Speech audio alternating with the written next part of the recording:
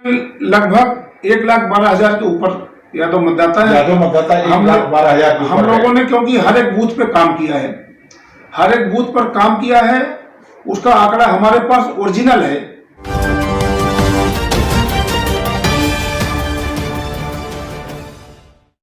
नमस्कार, आप देख रहे हैं भगीरथ प्रयास और मैं हूं लव कुश तिवारी। आपने इंजीनियरिंग के बारे में सुना होगा, सोशल इंजीनियरिंग के बारे में सुना होगा। उत्तर प्रदेश में लोग सोशल इंजीनियरिंग की बहुत बात करते हैं। कितनी सोशल इंजीनियरिंग होती है इसे आप देख रहे हैं, आप अच्छी तरह से जानते हैं। लेकिन हम आज आपके सामने पेश कर रहे हैं एक रियल इंजीनियर को जो समाज के लिए काम करता है, समाज को रचनात्मक रूप देने की कोशिश करता है। और ऐसा नहीं है आप उसे नहीं जानते, आप उसे बखूबी जानते हैं, आप उनसे परिचित हैं, आपके इलाके के हैं वो। तो चलिए, आपको ज्यादा सस्पेंस में न डालते हुए हम आपको सीधे मिलवाते हैं समाजवादी पार्टी के नेता बीएम यादव से। प्रयास के व्यक्ति विशेष कार्यक्रम में आपका हार्दिक स्वागत है। नमस्कार, बहुत बहुत धन्यवाद, आभार आपके चैनल का और आपका भी। आप समाजवादी पार्टी से हैं। समाजवादी पार्टी तो सभी लोगों को लेकर चलने की बात करती है। जहां तक मुझे याद आ रहा है, 1992 में समाजवादी पार्टी की स्थापना हुई थी जी। तो आपने कब पार्टी ज्वाइन किया? को माननीय मुलायम सिंह यादव जी के नेतृत्व में समाजवादी पार्टी की स्थापना हुई और 2 साल के बाद 4 नवंबर 1994 को हमने सक्रिय सदस्य के रूप में पार्टी की सदस्यता ली। तब से निरंतर एक समाजवादी पार्टी के कार्यकर्ता के रूप में पूरी निष्ठा एवं ईमानदारी के साथ ही जो उम्मीदों, आशा एवं विश्वास की किरण हैं, उनके नेतृत्व में काम करने का मौका मिल रहा है। यानी कि 1994 से अभी तक आप लगातार समाजवादी पार्टी में जुड़े हुए हैं, काम कर रहे हैं? जी, सक्रिय रूप से जुड़े हुए हैं। निरंतर 24 घंटे पार्टी की सेवा में काम करते रहते हैं और निस्वार्थ अभी तक काम करते हुए चले आ रहे हैं। इस बीच पार्टी में कुछ उतार चढ़ाव भी आए, बहुत लोग छोड़ के भी चले गए, लेकिन आपके बारे में जहां तक मैं जानता हूं, आप पूरी निष्ठा के साथ समाजवादी पार्टी में जुड़े हुए हैं। इसके पीछे का क्या कारण है? माननीय राष्ट्रीय अध्यक्ष अखिलेश यादव जी में आशा एवं विश्वास जताते हुए बिना किसी लालच के समाज सेवा को अपनाते हुए पार्टी को जनाधार बढ़ाने के लिए निरंतर हम कार्य करते चले आ रहे हैं। आप प्रदेश के जनपद सुल्तानपुर के इसौली विधानसभा क्षेत्र के अजवी गांव सभा के रैपुरवा गांव के मूल निवासी हैं, जहां तक मैं जानता हूं। जी, मैं रैपुरवा गांव का मूल निवासी हूं। मेरी ग्राम सभा अजवी है, विधानसभा क्षेत्र इसौली है। इसौली के मूल गर्भ के हम निवासी हैं। उसके आसपास में लगभग हमारे 3,51,000 के ऊपर मतदाता हैं। उसी के सेंटर पॉइंट में मैं निवास करता हूं। यानी कि ये जो आपका गांव सभा है सेंटर पॉइंट में है? सेंटर पॉइंट में हमारी ग्राम सभा आती है, क्योंकि आगे उधर हमारा जो कुड़वार ब्लॉक है, कुड़वार ब्लॉक पूरा इसौली विधानसभा में पूर्णता है। बल्दी राय पूरा ब्लॉक है। धनपतगंज के 40 बूथ के करीब हैं, 61 बूथ के करीब दुबेपुर ब्लॉक के हैं, तो इसलिए हमारा सेंटर पॉइंट पड़ जाता है। चलिए ठीक है, राजनीतिक पॉइंट पे हम लोग थोड़ा 2 मिनट बाद से आएंगे। सबसे पहले मैं आपके पारिवारिक पृष्ठभूमि की बात करूंगा। आपकी पारिवारिक पृष्ठभूमि जहां तक मैं जानता हूं कृषक रही है, खेती किसानी से ही आप लोग भी निर्भर रहे हैं, जैसा कि गांव के लोग रहते हैं। जी, तो आपके इंजीनियर बनने का क्या रहस्य है? कैसे आप किसान से एक इंजीनियर बन गए, जहां तक मैं जानता हूं? हमारे पिताजी पूर्ण रूप से निरक्षर थे। माताजी भी हमारी निरक्षर रही हैं जी। फुल्ली इलिटरेसी थी। तो उसी को देखते हुए हमारे माँ बाप ने कड़ी मशक्कत करके, मेहनत करके पढ़ाने लिखाने का प्रयास किया और हमको इस मौके पर पहुंचाया कि आज की डेट में हमारे परिवार में कोई भी निरक्षर नहीं है। आपकी प्राथमिक पढ़ाई कहाँ से हुई थी? प्राथमिक पढ़ाई हमारी तो हमारे गांव के पास में महाराजगंज है, वहीं से प्राइमरी स्कूल में हमने पढ़ा। वहां से फिर हमने जूनियर हाई स्कूल महाराजगंज में ही है, आसपास वहीं पढ़ाई किया। उसके बाद में फिर हम जीआईसी में पढ़े हैं। उसके यानी कि आप जमीन से जुड़े हुए हैं और प्राइमरी शिक्षा से लेकर के जो गांव की व्यवस्था होती है सारा कुछ आपने देखा है, झेला है और उसको पार करते हुए आप इंजीनियरिंग तक पहुंचे हैं। जी, उस सारी दुविधाओं को पार करते हुए हम लोग इस मुकाम पे आज पहुंचे हैं कि ऐसा महसूस हो रहा है कि बड़ा अच्छा फीलिंग लगती है, खुश होते हैं सभी लोग कि हमको कहीं पर बैठा दीजिए, अपनी बात रख सकते हैं, अपने पूरे समाज को जोड़ सकते हैं, सामाजिक ताना बाना बुन सकते हैं, पार्टी की रीतियों नीतियों को भी बता सकते हैं। तो इस मुकाम पर हम लोग पहुंचे हैं। मैंने सुना है आप बच्चों को शिक्षित करने के लिए काफी प्रयास करते हैं, कई बच्चों के फीस भी आप अपनी जेब से भर देते हैं और क्षेत्र के बच्चे जो है आपको उसी प्रकार देखते हैं जैसे देश के बच्चे चाचा नेहरू को देखा करते थे। तो इस बारे में क्या कहेंगे? इस बात को हमने हमेशा गोपनीय रखने की कोशिश की है। अभी हम नहीं जानते कैसे आपके माध्यम से आज मैं सुन पा रहा हूं कि आप सबके बीच में ये बात आ गई है। तो इस बात को मैं कभी खुलासा नहीं करना चाहता, गोपनीय रखना चाहता था, क्योंकि किसी बच्चे को अगर हम मदद करके आगे बढ़ा रहे हैं तो अगर उसके मन में ये आ जाएगा कि हमारे लिए कोई कर रहा है, दूसरा कर रहा है, तो उसके अंदर में ये बात तो सही है, ये बात सही है, पूर्णतः सही है। और मैं अभी भी हर संभव था मदद करता हूं। जो निराश्रित बच्चे हैं पढ़ाई लिखाई के लिए कभी भी मेरे संज्ञान में आता है तो मैं गोपनीय तरीके से ही काम करता हूं। इस संबंध में मैं किसी मीडिया को उजागर नहीं करना चाहता था, लेकिन इस क्षेत्र में मैं अंदर बहुत मेहनत से, ईमानदारी से काम करता हूं। क्षेत्र में मेरी जानकारी में आ जाता है कि कोई भी बच्चा पैसे के अभाव में पढ़ाई नहीं कर पा रहा है तो मेरी पूरी कोशिश होती है कि उसको पढ़ाई लिखाई कराना, क्योंकि हम लोगों ने जो पढ़ लिख के देखा है कि संविधान विज्ञान को कैसे जानेगा आदमी, उसके बगैर कोई काम नहीं होना है। इसलिए कोशिश है कि संविधान विज्ञान हर एक आदमी जाने, पढ़ेगा लिखेगा तभी उसको जानेगा, तभी ऊंच नीच का भाव भी समझ पाएगा, अच्छाई बुराई का भाव समझ पाएगा, राजनीतिक विद्वेष की भावना जो ग्रसित है समाज के अंदर में उसको समझ पाएगा। आप जो है चाहे जहां का ब्राह्मण हो उसका बड़ा आदर करते हैं, इसके पीछे?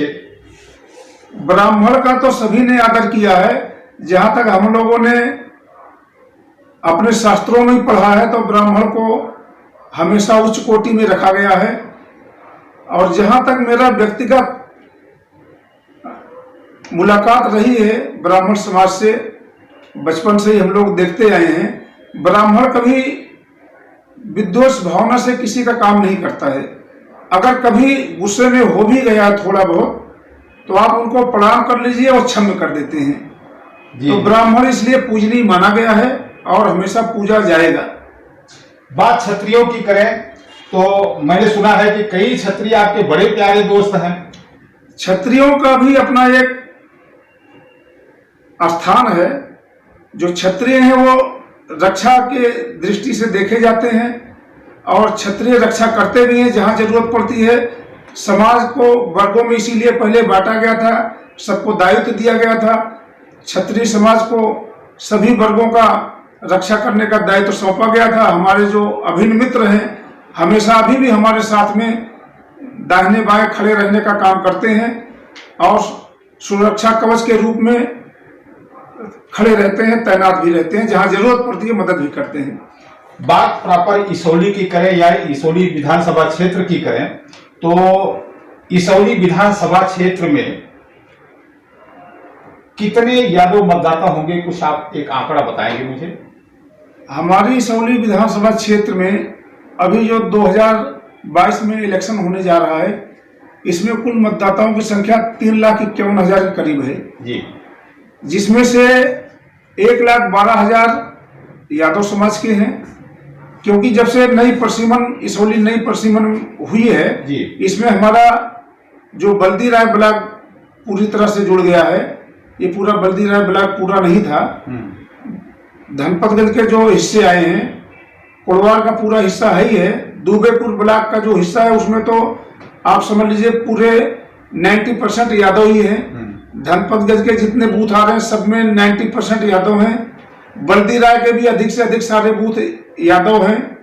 कोड़वार और इसके जो बीच के हैं इसमें हमारे मुस्लिम मतदाता भी हैं, ब्राह्मण भी हैं, क्षत्रिय भी हैं और दलित समाज के भी हैं। तो इसमें लगभग 1,12,000 के ऊपर यादव मतदाता है। यादव मतदाता 1,12,000 हम लोगों ने क्योंकि हर एक बूथ पे काम किया है, हर एक बूथ पर काम किया है, उसका आंकड़ा हमारे पास ओरिजिनल है।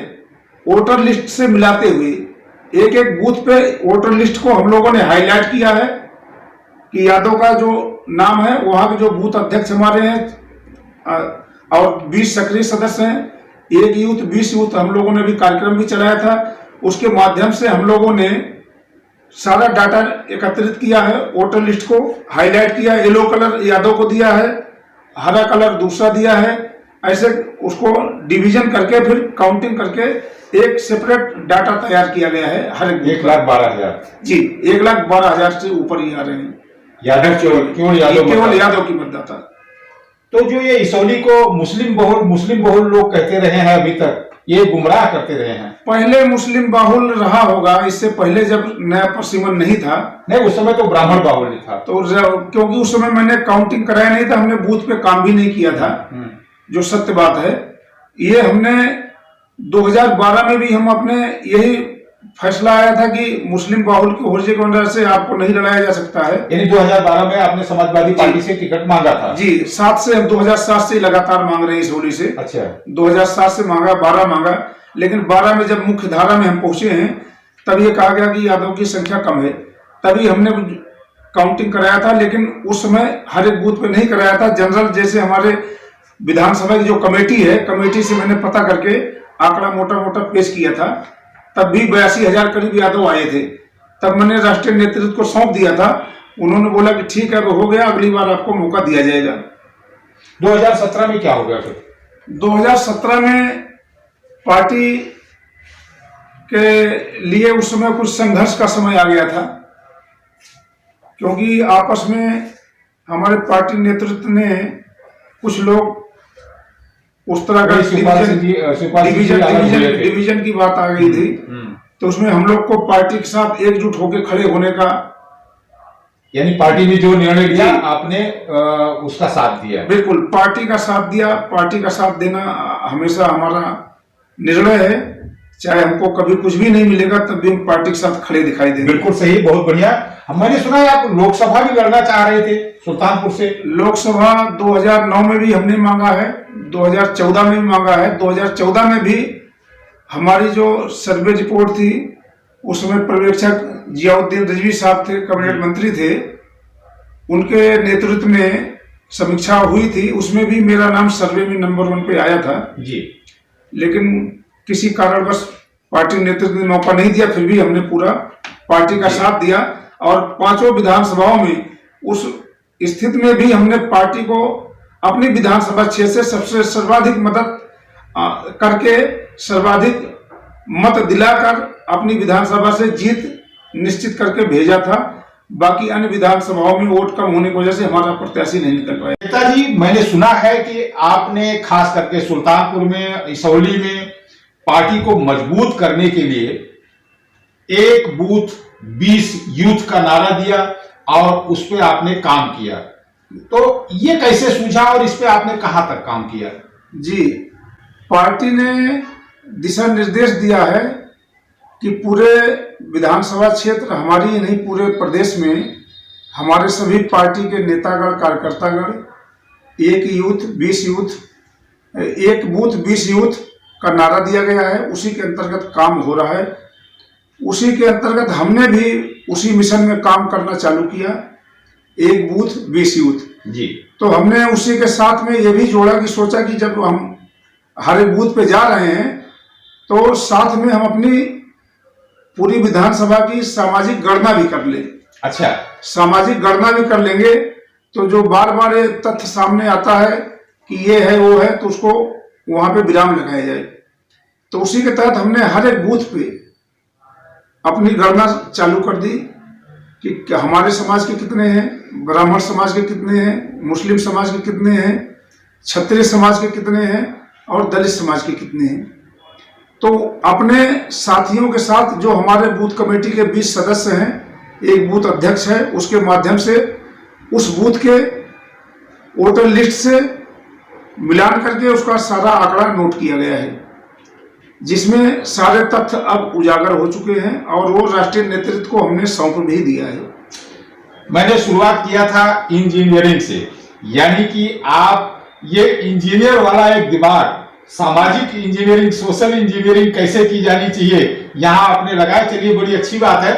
अगला सवाल मेरा आपसे इस बात को लेकर है। हमारे राष्ट्रीय अध्यक्ष जी भी इंजीनियरिंग से पढ़ाई किए हुए हैं, तो इसलिए पूरी पार्टी में लगभग लोग इंजीनियरों की संख्या बहुत है भी, और इंजीनियरिंग की एक विंग भी हमारे यहाँ है जो फील्ड में काम भी करती है, पहले भी करती रही। अभी चुनाव में उनको फिर लगाया गया है कि सोशल इंजीनियरिंग का काम करिए, उसमें हम लोग भी लगे हुए हैं और हमारे कई साथी भी हैं, कई प्रदेशों के साथी आए हुए हैं, लगे हुए हैं, सोशल इंजीनियरिंग का काम कर रहे हैं।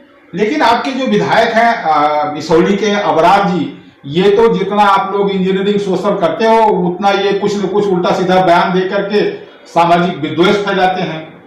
ये उनका निजी मामला हो सकता है, इस पे पार्टी का कोई निर्णय इस तरह का नहीं है। समाजवादी पार्टी आपने देखा होगा हमेशा सभी वर्गों का ध्यान रखती है, सभी वर्गों का। कोई ऐसा पार्टी का नेतृत्व हमारा आज तक किसी भी समाज के प्रति अगर एक शब्द भी बोला हो तो मैं आज ही पार्टी छोड़ दूंगा। तो इसौली की जनता, सुल्तानपुर इसौली की जनता इस बार ये उम्मीद कर सकती है कि आप जैसा कार्यक्षम इंजीनियर जो इसौली को सोशल इंजीनियरिंग के माध्यम से रचनात्मक रूप से विकसित करेगा, वो समाजवादी पार्टी का उम्मीदवार बनकर चुनाव में आ रहा है। मैं पूरी कोशिश कर रहा हूं और पार्टी यदि मुझे पर भरोसा जताती है तो मैं अपने मिशन में कामयाब अवश्य होऊंगा, क्योंकि 27 साल लगभग हमको होने जा रहा है पार्टी में निरंतर काम करते हुए, और मुझे पूरा आशा एवं विश्वास भी है कि पार्टी नेतृत्व इस बार हमको निराश नहीं करेगी। नहीं, वो तो क्षेत्र की जनता जानती है। क्षेत्र की जितनी भी दीवारें हैं हर जगह समाजवादी पार्टी और बीएम यादव ही दिखाई देते हैं। आपने समाजवादी पार्टी का इतना होर्डिंग, बैनर और सब पूरे इलाके में, पूरे इसौली में उसको वो कर दिया है, तो एक अंदाजा पब्लिक को लग रहा है कि इस बार बीएम यादव टिकट पा रहे हैं। इसमें कितनी सच्चाई हो सकती है? ये तो हमारे माननीय राष्ट्रीय अध्यक्ष अखिलेश यादव जी का आशीर्वाद हमेशा हम पर बना रहा है कि मैं उन्हीं के आशा और विश्वास पर काम करते हुए चला आ रहा हूं, कि जिससे हमारी पार्टी कहीं पर कमजोर न नजर आए। और मुझे उम्मीद है कि समाजवादी पार्टी मुझे मौका देगी और हम सबसे सर्वाधिक अधिक मतों से जीत कर आएंगे, जो कि सुल्तानपुर जनपद का जब से राजनीतिक करियर चालू हुआ है सबका रिकॉर्ड तोड़ेगी इसौली की सम्मानित देवतुल्य जनता। चलिए, बहुत अच्छी बात है। अभी हाल में ही, मतलब अगर मैं कह लूं कि कल सी वोटर का एक सर्वे आया है जिसमें उन्होंने दिखाया है कि भारतीय जनता पार्टी आगे है, समाजवादी पार्टी पीछे है। तो ऐसा अगर समझिए, आपको अगर क्या आपको टिकट मिल ही रहा है समाजवादी पार्टी का, आप अगर समाजवादी पार्टी से विधानसभा के उम्मीदवार होते हैं इसौली के, तो भाजपा आपके सामने एक बड़ी चुनौती होगी। उस चुनौती से निपटने के लिए आपने कोई रणनीति सोच रखी है? बताइएगा मत, सिर्फ मुझे हाँ या ना में बताइए।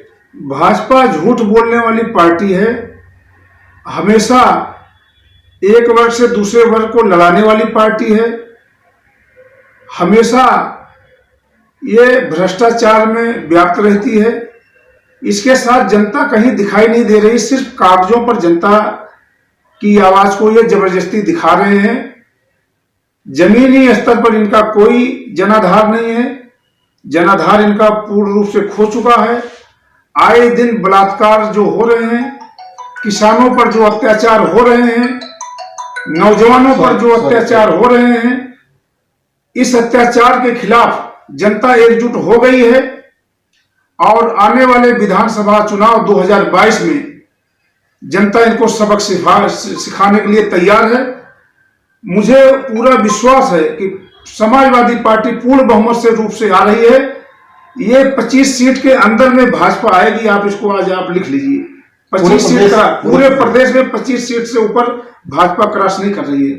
जो आज का आलम है, जनता के बीच में आप जाइए, जनता इनको जूते मारने के लिए तैयार है, जूतों का माला भी पहना रही है। अभी कई पश्चिम ये उत्तर प्रदेश में हम लोगों ने देखा है टीवी के माध्यम से, आप लोगों के माध्यम से, इनके कई विधायक सांसदों को जनता दौड़ा के पीट पीट के दौड़ा रही, जूत माला की हार लेके दौड़ रही, पहना भी दी है। तो ये कृत्य जनता कर रही है, ये अपना कृत्य भोग रहे हैं। ये जनता ने कहा है, जनता ने तो अपने विश्वास खो चुके हैं। जनता हमारे समाजवादी पार्टी के राष्ट्रीय अध्यक्ष अखिलेश यादव जी की तरफ आशा विश्वास की किरण जागती हुई दिख रही है। उम्मीदों की किरण की तरफ जनता टकटकी निगाह से देख रही है।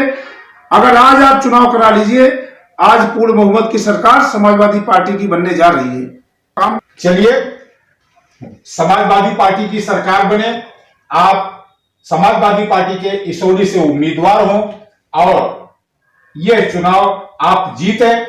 इन्हीं शुभकामनाओं के साथ हम इस इंटरव्यू को अपने विराम देते हैं। बहुत बहुत धन्यवाद।